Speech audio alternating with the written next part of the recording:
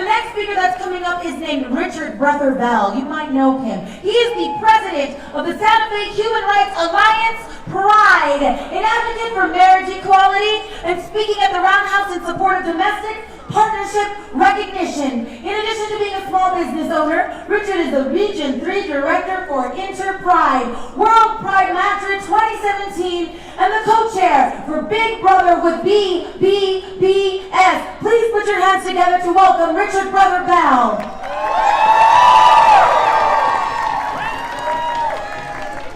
Thank you all for being here, and Lindsay, thank you for organizing this event and including Santa Fe Pride in this momentous occasion.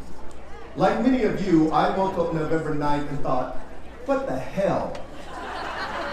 We just elected a racist, sexist, misogynistic, homophobic, Islamophobic, thin-skinned, geriatric juvenile to be the highest office in the land, President of the United States. And like you, I also wonder, how the hell did this happen? Well, there are many opinions as to what led to a Trump administration. There were those who said that Hillary Clinton was in bed with big business. Trump is big business. There were those who said that Hillary was out of touch with the working class. Donald Trump was born with a platinum spoon in his mouth. As a multi-billionaire, how much more out of touch with the working class can one be? There were those who said that Hillary Clinton was a criminal. At Trump rallies, they chanted, "Lock her up." Well, a criminal is someone who has been convicted of a crime, which she hasn't. But Donald Trump and his father were sued by the federal government for housing discrimination in the 70s for refusing to rent to African Americans. After an undercover investigation, they lost, signed a consent decree, and were forced to desegregate their properties, and they violated that again. His charitable foundation violated tax laws by giving $25,000 in political contribution to a campaign group connected to Florida Attorney General Pam Bondi in 2013. As a registered nonprofit, the Trump Foundation was not allowed to make political donations. He paid a $2,500 fine, and that was that. Now, we're not even going to talk about the lawsuits that are pending. We're not even going to talk about the rape charges and allegations that are pending.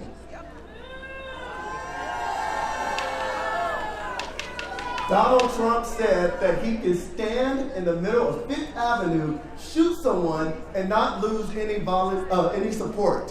I guess he was right. Now, at some point, we have to take responsibility for our part in this.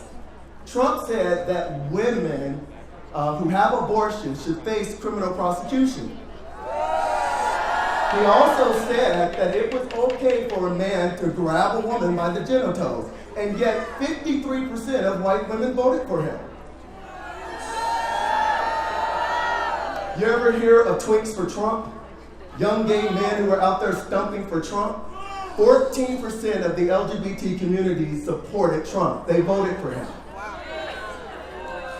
Trump stated that Mexico sends its rapists and criminals to the United States, and yet 28% of Latinos voted for him.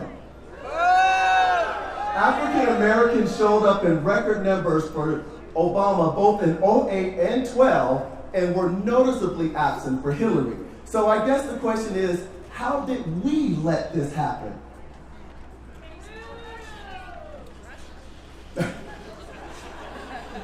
One of the reasons this happens is because we forgot that once you fight to attain rights, you have to fight to retain those rights. A prime example of this is Roe versus Wade. This is the landmark Supreme Court decision that allowed women to make decisions regarding their own bodies. That was in 1973, and we're still talking about this?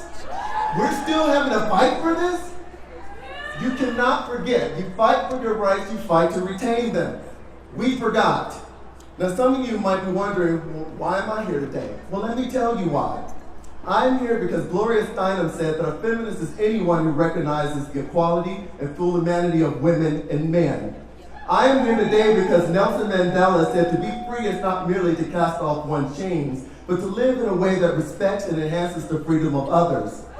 I am here today because Martin Luther King Jr. said, we may have all come on different ships, but we're in the same boat now.